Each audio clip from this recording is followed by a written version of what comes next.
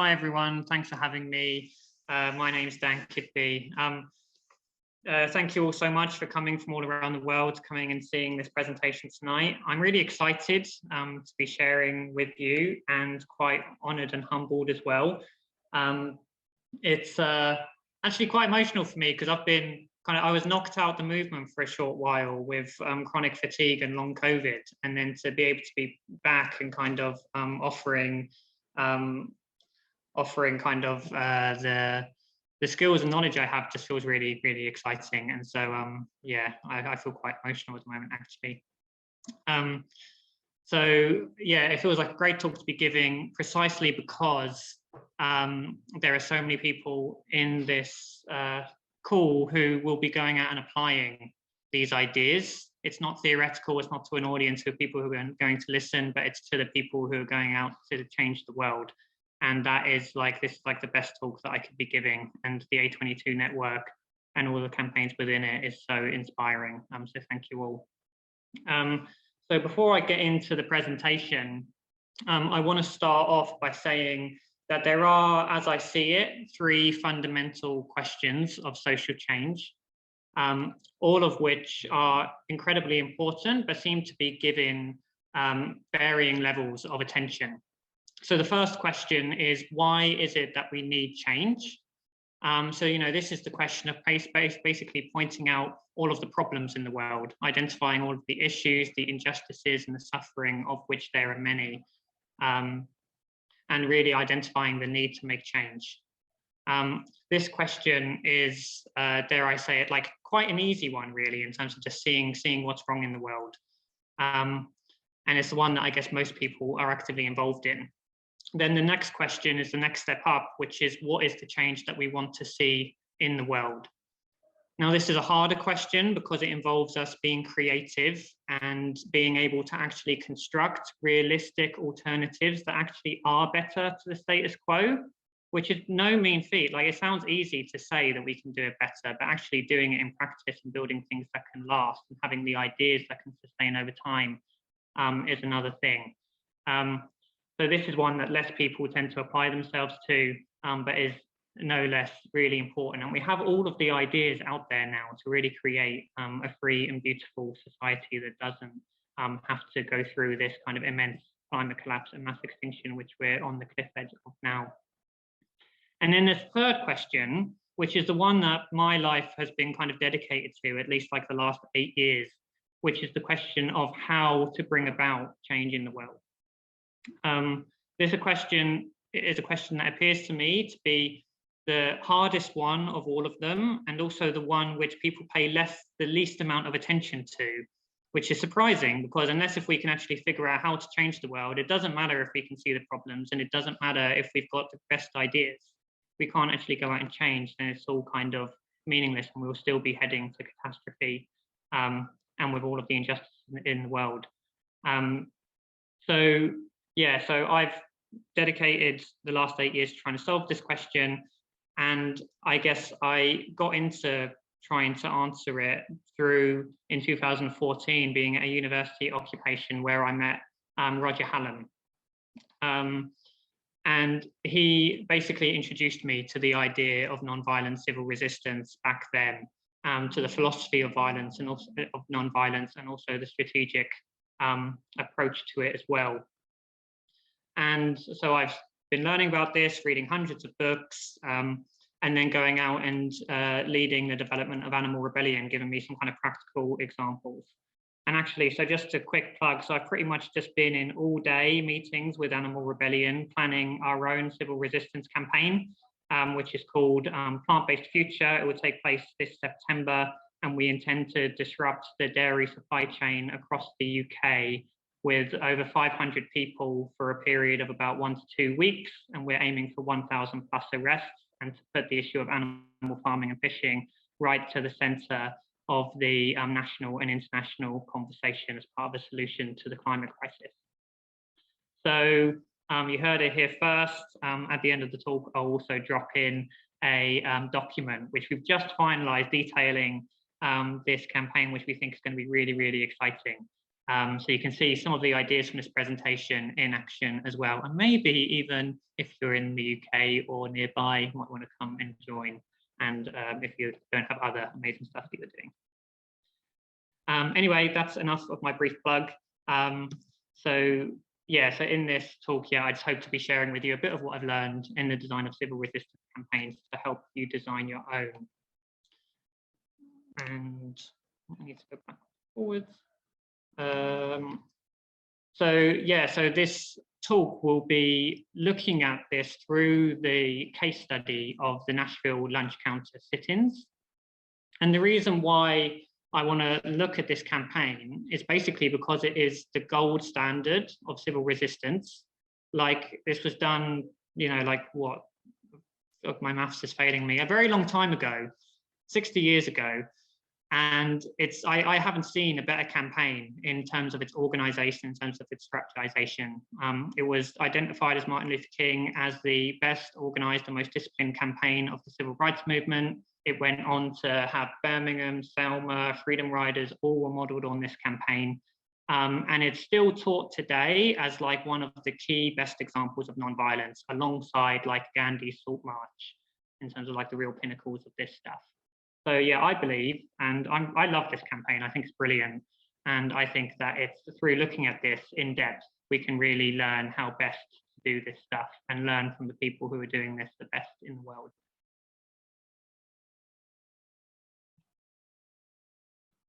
So just firstly, just a brief bit of context. I mean, I'm sure everyone knows about the American civil rights movement.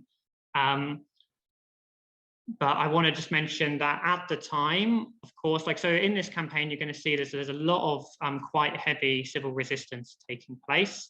And they're doing it in a context of an overtly racist American South, where businesses and public institutions were segregated, and Black people weren't allowed to vote, and lynchings were still a common occurrence. And this was like a really, really dangerous time to be Black, and especially an incredibly dangerous time to be organizing against racism. Many organizers were actually killed by the KKK, and if you go and read like the biographies of a lot of these people, many of them have had lots of really, really dangerous incidents with people coming to their home, wanting to beat them up, wanting to kill them, and so on. So this is like organized in highly, highly repressive conditions. Quite different to what many of us in our own context will be facing. So the fact that within this repressive environment, thousands of ordinary people were able to rise up and engage in civil resistance to the point of getting arrested, imprisoned, beaten up, and able to transform the society that they're living in a way which is still undergoing ongoing transformation today and ongoing needed transformation today. It's just a really inspiring and tremendous example of what we can achieve if we have the courage to step up and act.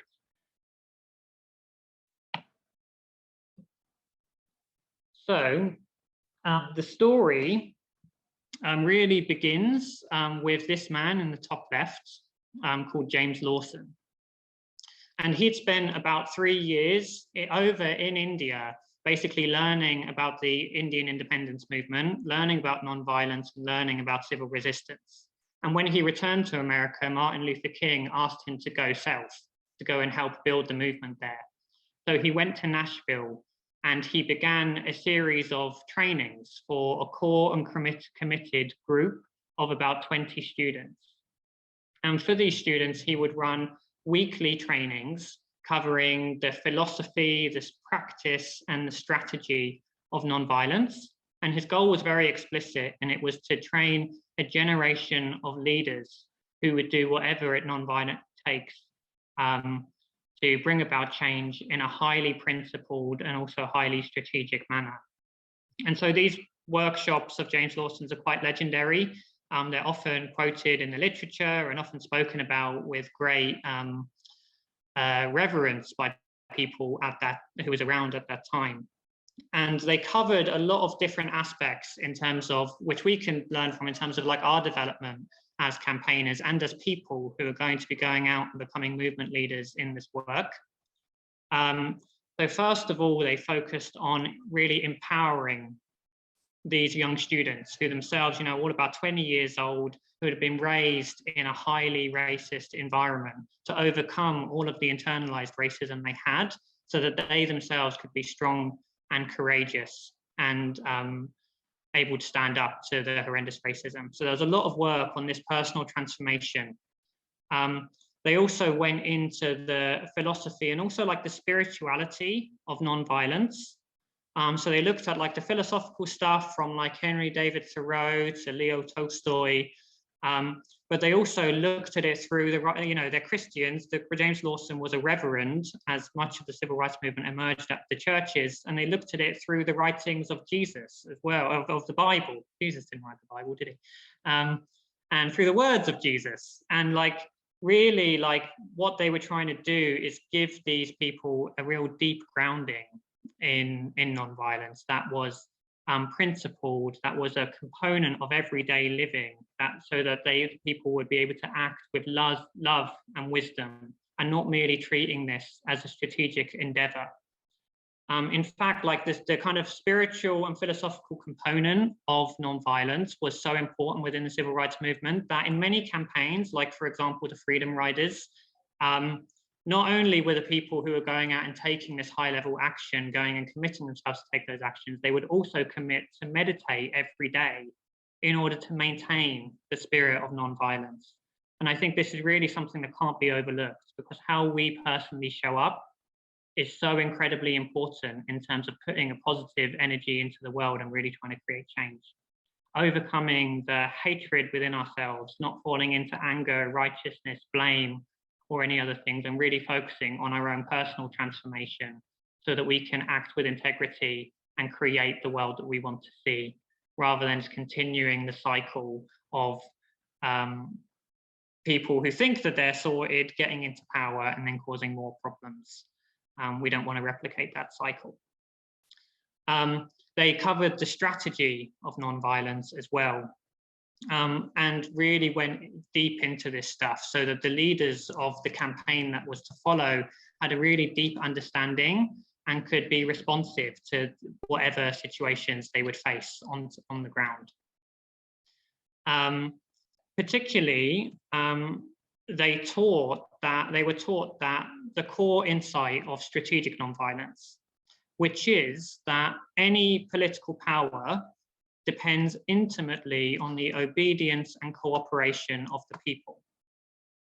And if we as people can become courageous and fearless, refusing to obey laws, we can create a situation whereby en masse we are ungovernable and generate a level of people power, forcing governments to transform and even collapse.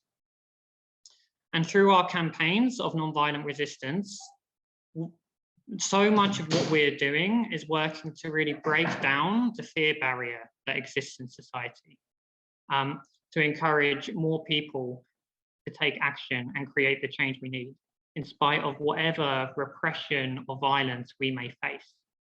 It's kind of like the longer term strategy of playing what we do. They learned other stuff around how civil resistance seeks to walk towards the points of most great conflict in society, not being afraid of polarization or disruption, and peacefully, well, I really like this phrase, I heard it recently, going towards like the heart of injustice and kindly and firmly demanding change. So what they would do, like, for example, is within the civil rights movement, like there's this famous example in the movie Selma, which you see, where Martin Luther King goes into, I think it's in Birmingham, and goes into a hotel. And the hotel owner goes and punches him in the face because like he's just so incensed to see Martin Luther King, because this guy's just, you know, he's so much being socialized into racism. And Martin Luther King walked out having been punched in the face and said, this is the place of our next campaign. Because they really were seeking out the spaces of those conflicts, because it's through those conflicts that we really expose the problems in society and can surface that conflict so that it can be resolved. What all of this is about, it's essentially conflict resolution. You can't solve a conflict unless if you actually name it and feel it. And when it's on a societal level, you can't resolve a conflict unless if it's really surfaced and felt by everyone. And through that process, it becomes a generative thing through which you can move into dialogue and you can hear one another, and then you can even change the situation, with the end goal, of course, in the ideal situation, to be trying to aim towards reconciliation, whereby we have a new society where everyone feels included. And lastly, what they were covering in those training sessions was really the kind of like the stuff we do in the nonviolent direct action trainings, you know, they're really being able to embody nonviolence. So that is role-playing situations. They would, you know, experiment with verbal abuse and physical abuse. So people would get used to kind of experiencing those things so that their nervous systems were such that they wouldn't just be reactive when that happens on the ground. But they did this quite intensively. They did it a lot more than like a one-day NVDA. They were doing this for months and months on end to really make it such that because of the violence they were expecting to face in their campaigning, that they would be prepared for that. And so these workshops were absolutely transformative for those people involved. Out of these trainings, out of this cohort of like 20 people, you saw some of the biggest civil rights leaders emerge, people like Bernard Lafayette, John Lewis, Jim Bevel, Diane Nash, all of whom went on to live a whole life of service to this movement and peace overall. And because this core group who were going on to lead this campaign was so deeply trained and had spent so much time really learning and developing, they were an unstoppable group who are committed, determined, and knowledgeable enough to be successful. And so I understand like the A22 network want to be investing in training people. And this is part of that. So it's great that like, you know, this support is going on for people around the world, and to see this great tradition continuing. Oh, I didn't have the words in there. Sorry about that. And okay, so I'm having to jump back between the slides and my notes because I couldn't get it to work. So sorry, it's a bit clunky on transition. So we really see the transformative aspects of what people went through to become leaders of civil resistance through the words of Diane Nash, who said this a few years ago, reflecting back on her time in Nashville. And what she said of basically the spirit of civil resistance is, quote, "The only person you can change is yourself. And when you change yourself, the world has to fit up against the new you. We changed ourselves into people who could not be segregated. And that presented a new set of options to Southern white racists. They had to either shoot us or desegregate because they could no longer segregate us. And when the oppressed withdrew their participation from the oppressive system, refused to cooperate with it, the system fell." And I mean, I just love that as a quote. I mean, like, wow, is that powerful? And it shows the real internal, deep transformation that took place.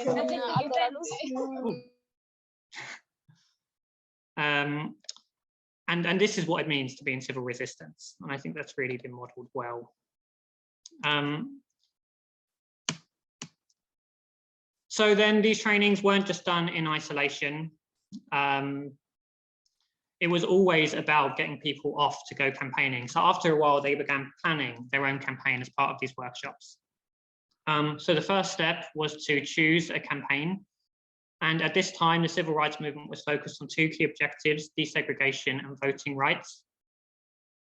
Their aim and positive vision for the future was to build, of course, an integrated America. And in this particular campaign, they wanted to focus on desegregation, hoping to win that change nationally first before moving on to voting rights. So they were thinking at this national level about bringing about desegregation, but they decided that pushing for desegregation at that big issue was too big and unachievable for the resources they had at that time. So instead, they identified an intermediary demand. And this intermediary demand was one which was to be symbolic of the broader issue of desegregation that was possible to mobilize people around, and one which crucially was winnable, so that they could build momentum by having a victory behind them. And they thought that by working towards a local campaign within Nashville itself, rather than on a federal level, they could make a massive drama and also get that victory. And through doing this local campaign, they would be able to really influence the national conversation and shift public opinion nationally and pressure the national government to act. So they set out to identify the right campaign, what would work best in their area. They spoke to people to see which issues of segregation really annoyed people within the community. And they also looked around to see what other people were mobilizing around and in other spaces of America.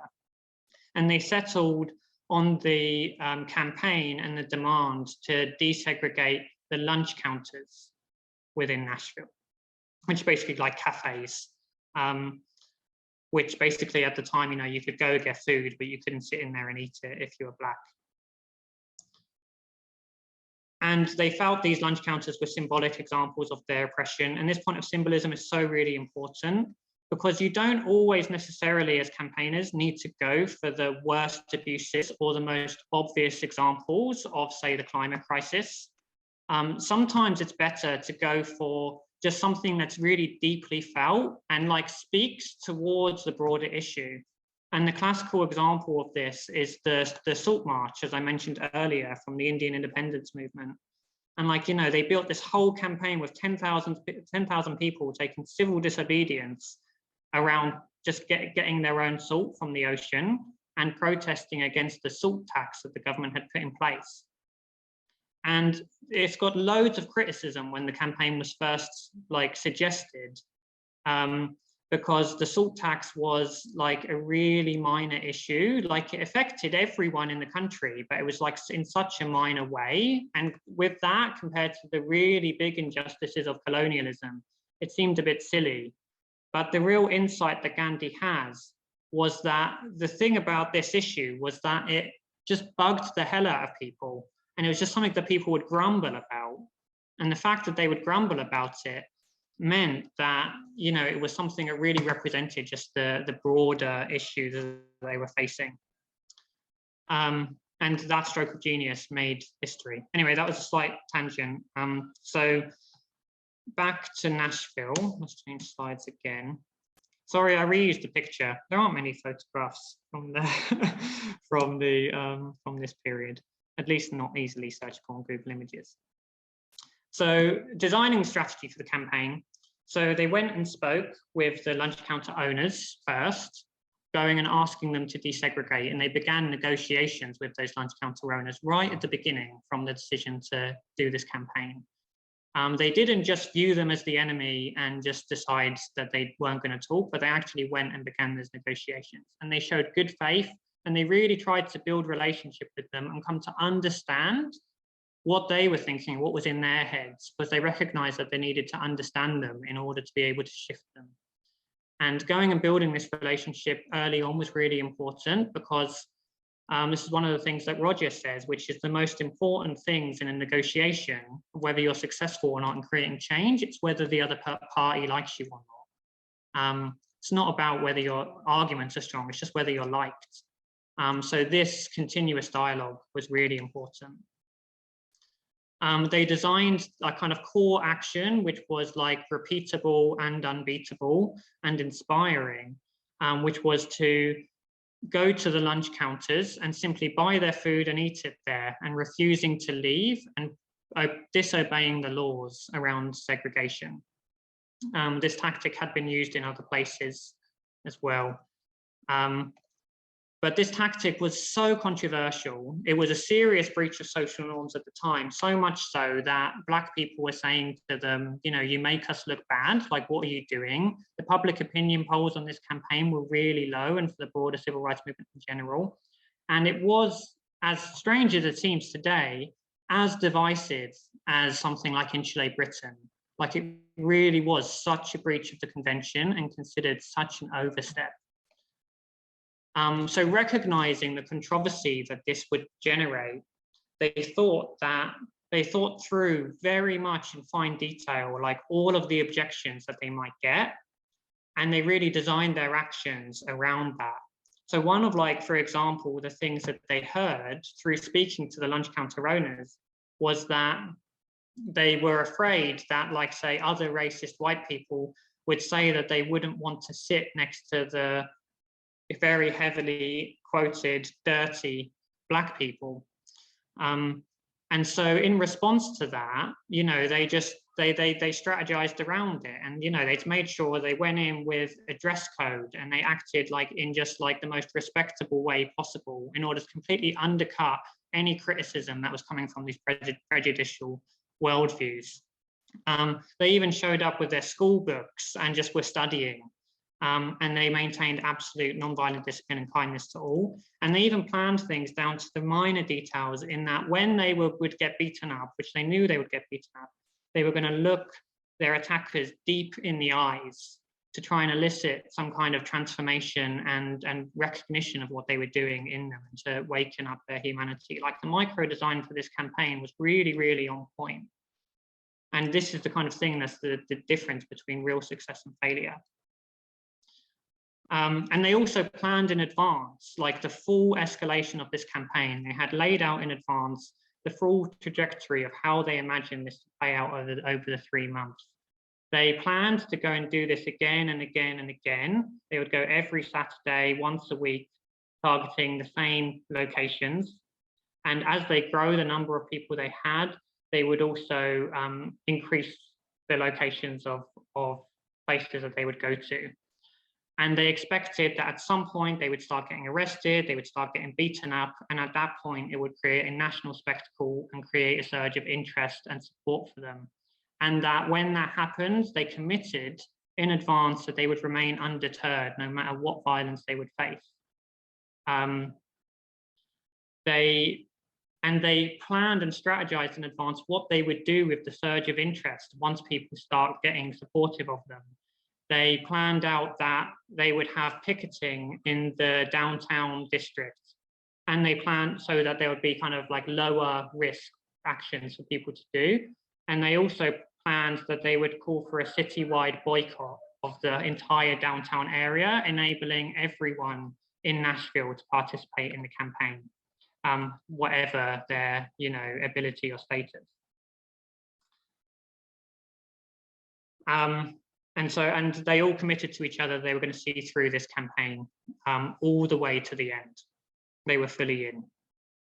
And so on the 13th of February, 1960, 12:40 p.m., 5 months after beginning this training with James Lawson, they went in to 3 lunch counters, ordered their food, and refused to leave. In response, the owners of the cafes didn't know what to do, and they ended up just closing up for the day. So these activists, they celebrated, well, I shouldn't say activists, these ordinary people celebrated, they felt powerful that they had shut the place for the day. They've got their first victory in terms of creating disruption, but this was only the beginning, and they plan to go again and again, as I said. I'm just going to check the time.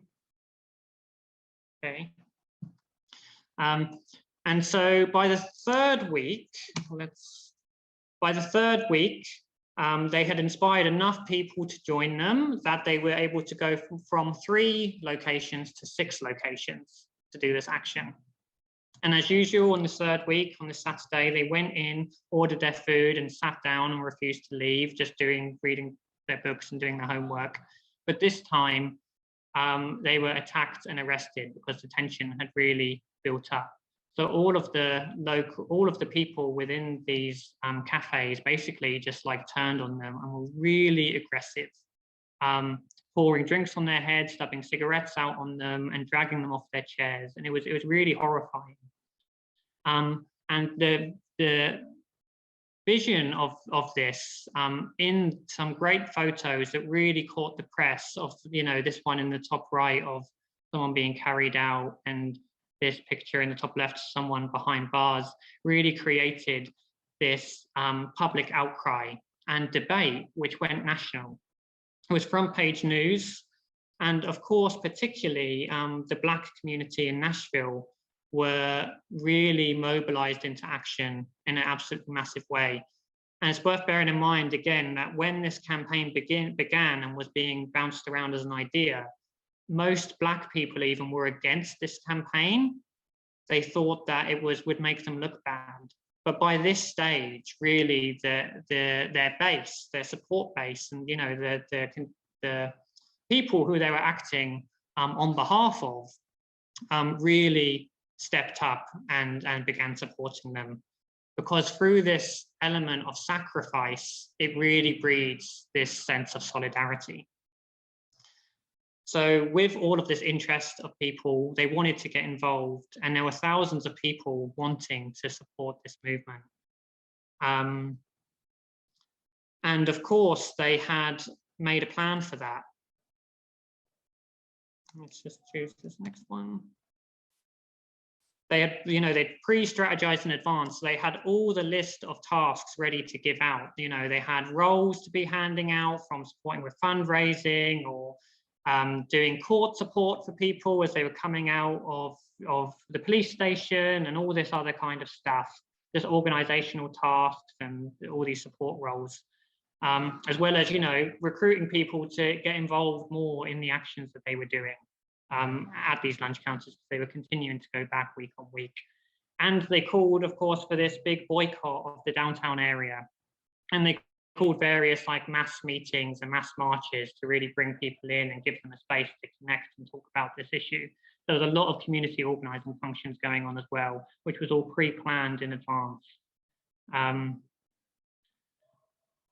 it's worth saying that, if it was the case that they hadn't had all of these things planned, then you wind up in a situation where you're flapping around.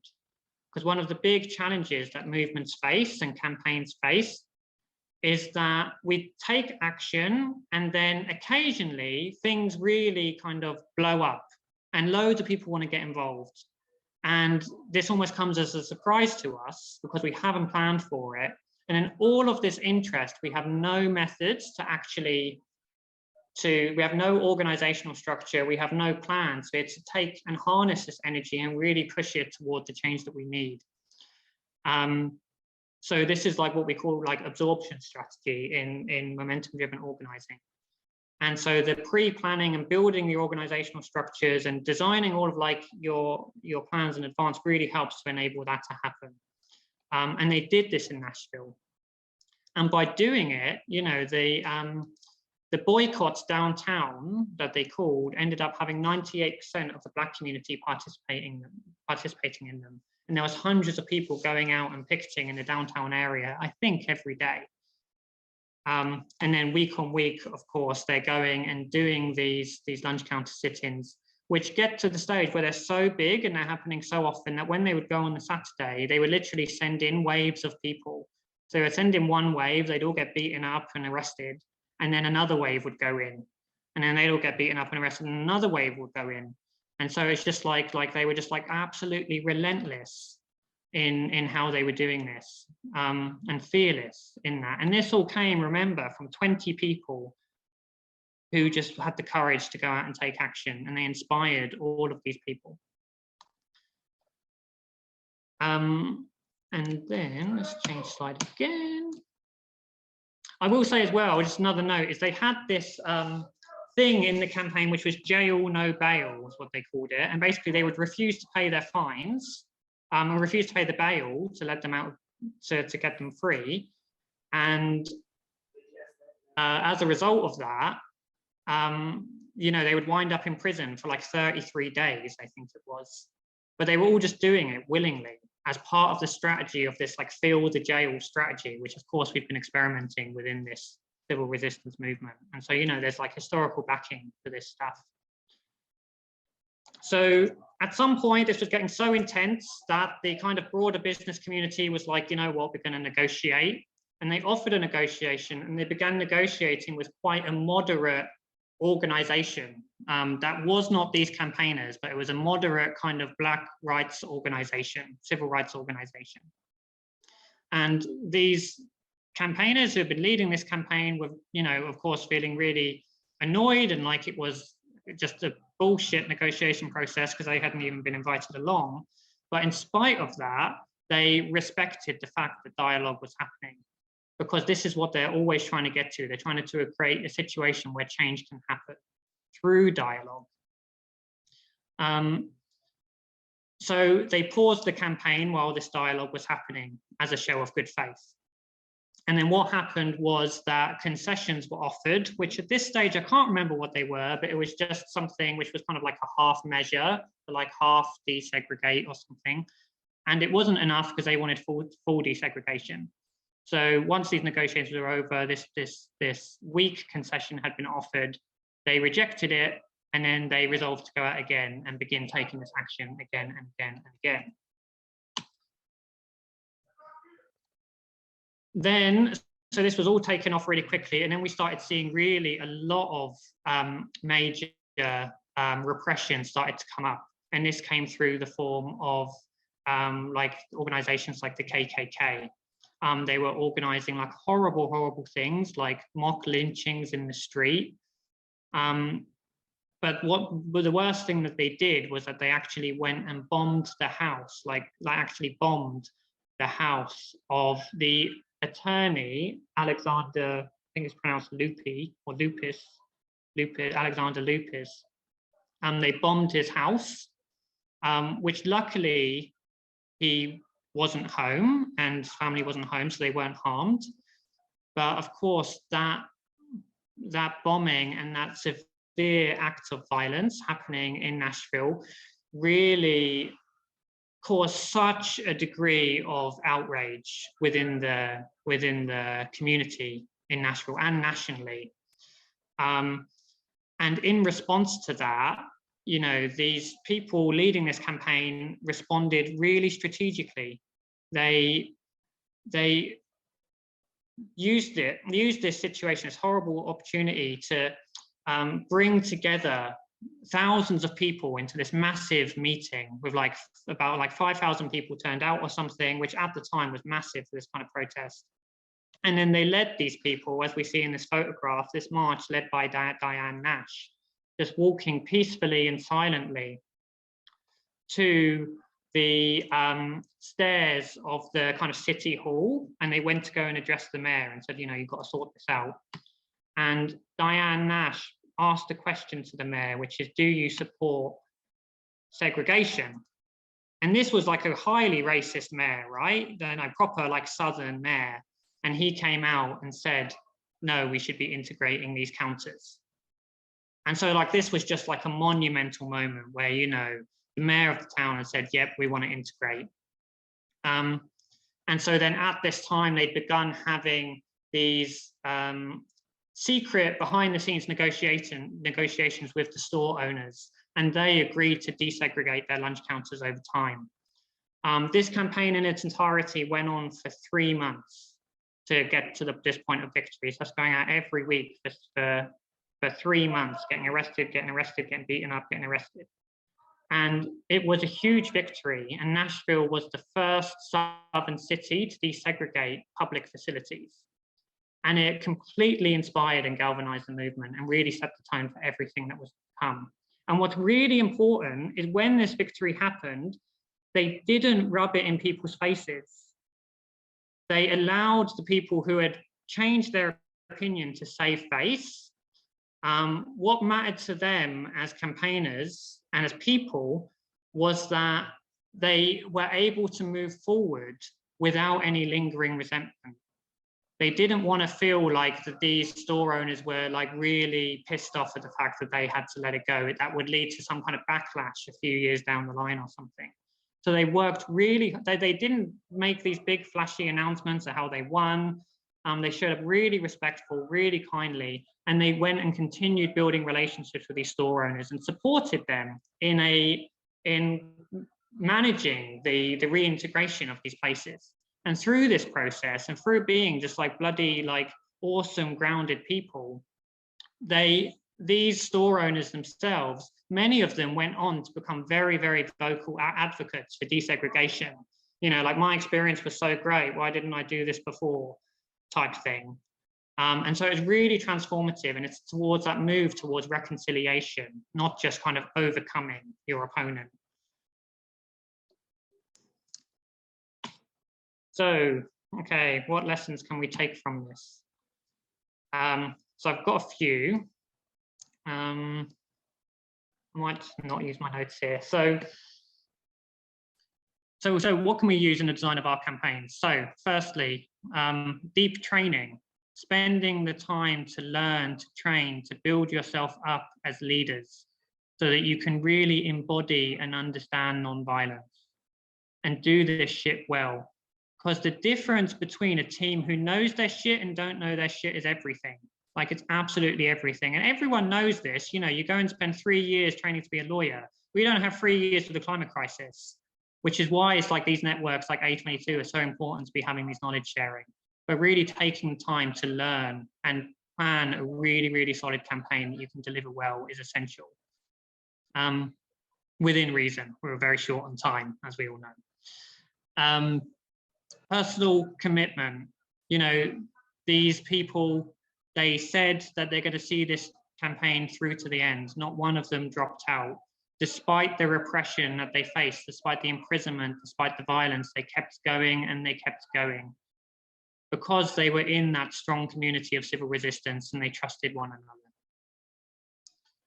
another. Strategic campaign design. So like I said, that thing about the clear symbolic demand, the thing that really resonates with people and can really galvanize. Like, you don't always have to go for the big issue. Sometimes you do, but sometimes just getting something locally can transform things nationally and internationally.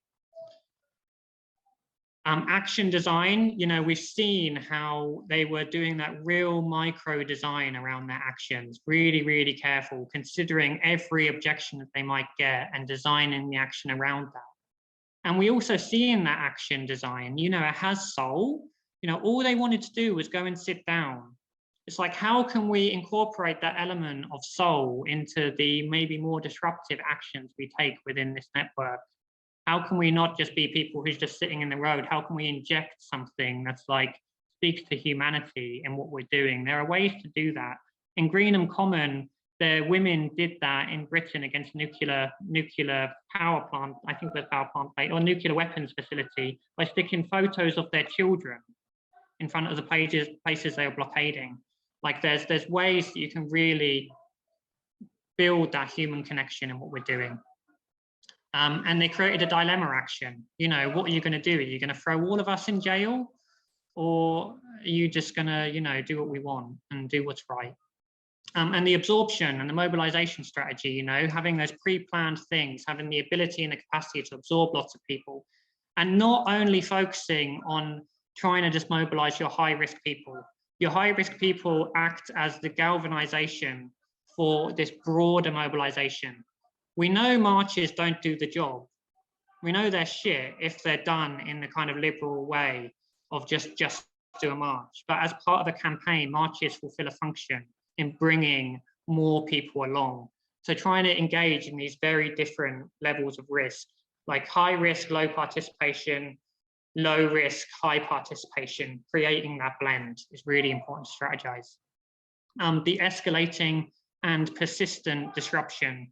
You know, they went on for 3 months, absolutely relentless. Like, how can we generate the ability and the capacity to be able to do that? Overcoming the fear barrier. You know, you know, as we're doing this a lot in this movement, I see it and it's great to see. But, you know, just laughing, going to jail, like they would sit in the police vans and sing. They would be in the police cells and they would just sing the entire place. They'd be singing and so jovial. And it was just like, there was no fear in what they were doing. And it was inspiring. Drama and polarization. So, of course, like, this was highly polarizing what was going on. It wasn't just that everyone supported them. There was a lot of people who were very against what they were doing. But the polarization thing is really, really important. And I wanted just to talk about, like, Insulate Britain, how this polarization process happens, because it takes time. Like, you start off, you do something, you disrupt, you get arrested, you sacrifice, and people think you're bastards and you're assholes.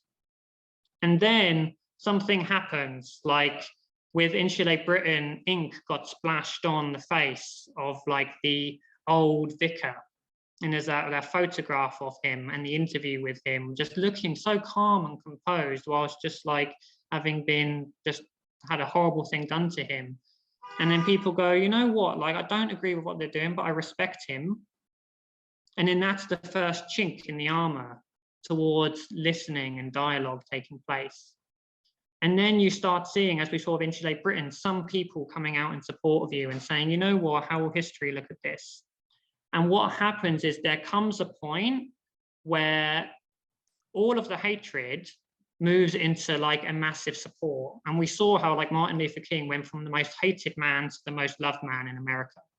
And that process happens, and it's a staged process, and you have to stick with it. It's only by maintaining your space in that conflict zone, being kind, calm, willing to dialogue, do you get there. It's only by staying in the space. It's like just sticking with a really, really bad argument with your partner.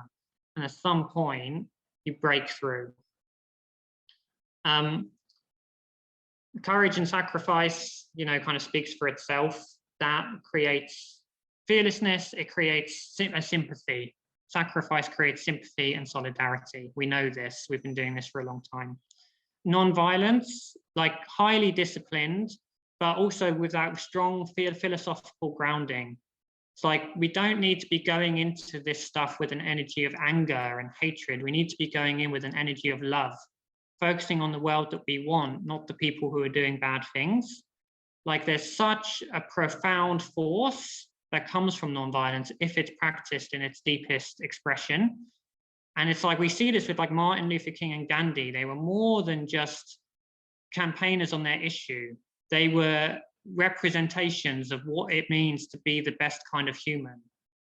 Like they're like, that's the reason they're iconic. It's because of the deep philosophical faith-based commitment to non-violence. It's like, how can we embody that? How can our spokespeople embody that? Repression, the dynamic of backfire within repression, you need to strategize around that.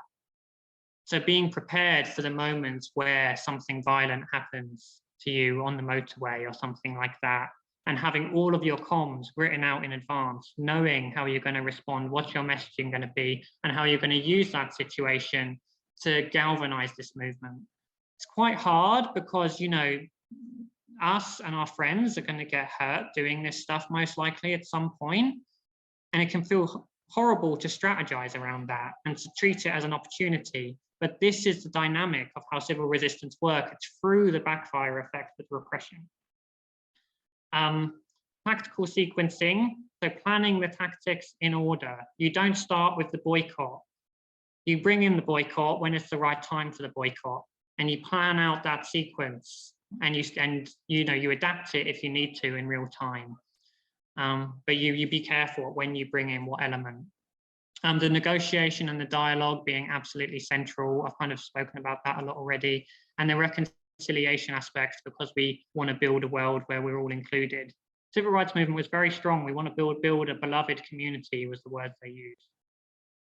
And then lastly, there's this stuff from momentum-driven organizing, which isn't maybe that clearly articulated here, but it's there under the surface, which is you have a very clear narrative. You articulate your strategy, which flows from your narrative and what you want to say.